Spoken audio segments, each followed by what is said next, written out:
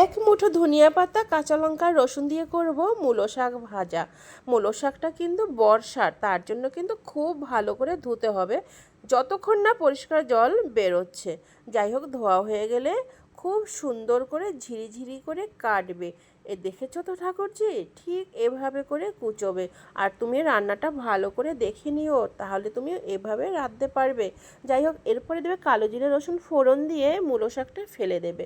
তারপরে দেবে নুন, হলুদ আর দেবে খানিকটা সর্ষের তেল। এবারে ভালো করে ঢেকে ঢেকে রান্না করবে। ঢাকলে কি হবে, তাড়াতাড়ি মজে যাবে। এরপরে ঢাকনা তুলে দিয়ে দাও 1 চিমটে চিনি, আর দিয়ে দাও 1 চিমটে ময়দা, যাতে করে শাকটা খুব সুন্দর নরম হয়ে যায়। আর সেই এক মুঠো ধনে শাক, এটা কিন্তু ভুল করো না, এটা কিন্তু ভুলে গেলে একদমই হবে না।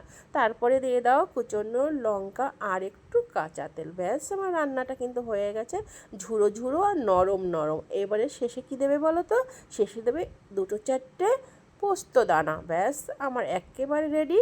তুমি কিন্তু এভাবে করে নিও আর সবাইকে করে খাইয়ে দেখিও কেমন হয়েছে। আর এই গার্নিশের জন্য রসুন আর লঙ্কা আর 2টো পোস্তদানা। ব্যাস, ভালো লাগলে তুমি সবাইকে বলো, কিন্তু বলতেও ভুলে যেও না।